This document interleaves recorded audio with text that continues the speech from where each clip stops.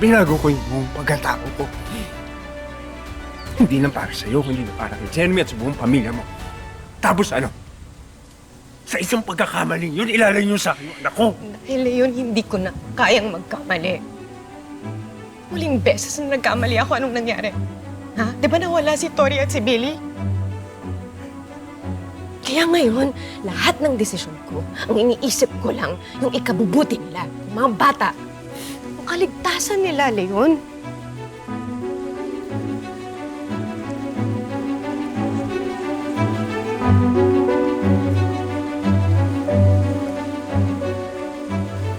Anong gusto mong gawin ko?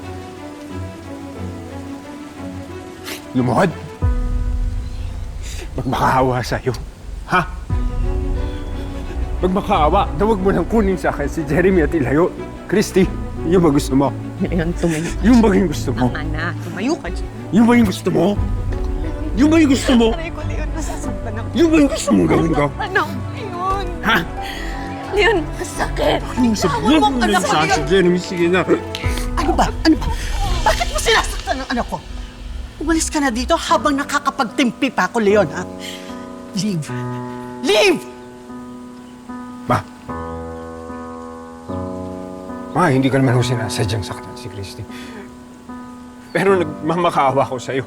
Sa'yo na lang. Pakiusap. Huwag niyo namang ilayo sa akin yung anak ko. Alam niyo naman na nagbagong buhay na ako. Na binago ko yung pagkatao ko. Hindi lang para kay Christy. Kundi na rin para sa buong pamilya mo na alam mo naman na mahal ko yun. Saka pakiusap. Sige na, pakiusap. Huwag mo ilayo sa akin, anak ko. Anong pinapalabas mo, Leon? Ha? Na inaapi ka ng anak ko? Hoy, baka nakakalimutan mo. Malaki ang kasalanan mo sa anak ko. Sinira mo ang buhay niya, niloko mo siya, sinaktan mo siya ng paulit-ulit. Ngayon, milagro na nandito ka pa sa buhay namin. At yon dahil pinatawad ka ng anak ko. Ma, alam mo naman na pinilit ko talaga magbagong buhay na baguhin yung sarili ko. Kaya nga pati ako nabilog mo ang ulo ko. Alam mo ba, Leon? Ilang beses din akong kumampi sa'yo dahil ang buong akala ko ay ibang-iba ka na kesa sa dati. Pero mali pala ako. Magaling ka lang magtago ng pagkatao mo, pero hindi ka talaga nagbago. Now, you leave this house! Malis ka dito! Kapal mo saktan ng anak ko? Diyos ka.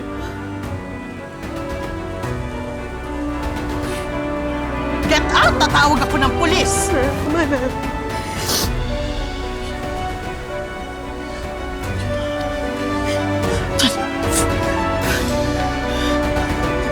Nasaktan ka! Nasaktan ka! Masakit yun. Pero yung pong intindihan niya. Christy naman eh.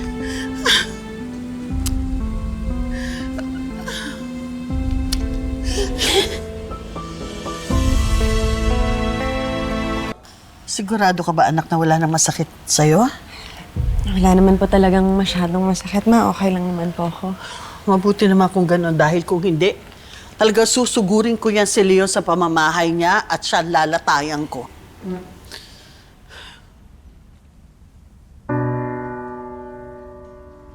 Ma, maraming salamat po sa pagtanggol niyo sa akin kanina. Kulang pa yun, anak. Dapat noon pa, mas prinotektahan na kita. Dapat hindi ko na hinayaan makabalik pa yan si Leo sa buhay mo. Ma, buong buhay ko po, minsan wala po kayong naging pagkukulang sa akin. Sobra-sobra pa nga po yung binibigay ninyong pagmamahal, pag-aalaga at proteksyon sa akin. Pati na rin po sa mga anak ko, ma. Kaya ako dapat ang bumawi sa inyo, ma. Sa dami po ng nagawa niyo para sa amin. Anak, tandaan mo ito. Masaya ako kapag nakikita ko kayong mag-iina na masaya din. Yun lang.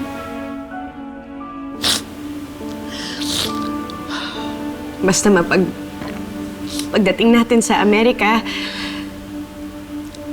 gagawa po tayo ng mga bagong memories kasama ang mga apo ninyo. Magusto ko pong ibigay yung buhay na deserve ninyo. Promise. Salamat. Salamat.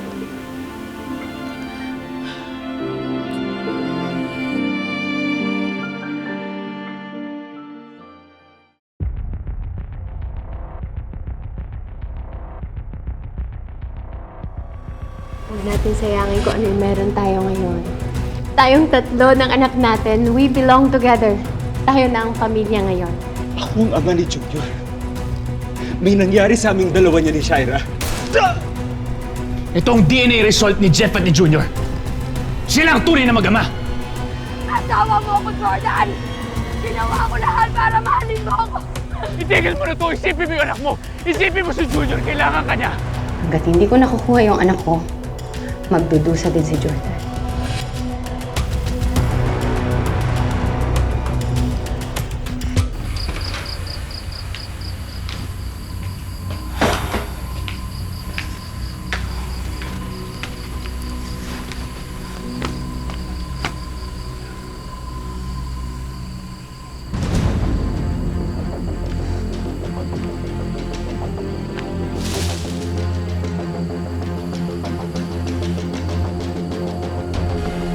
Tao ba dyan?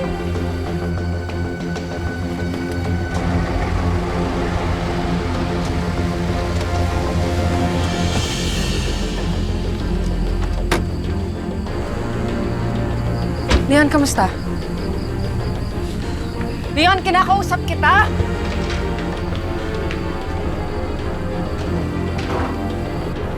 Ikaw babae ka.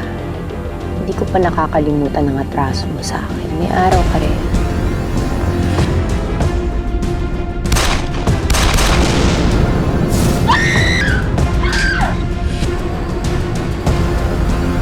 Ngayon si Christy at Jordan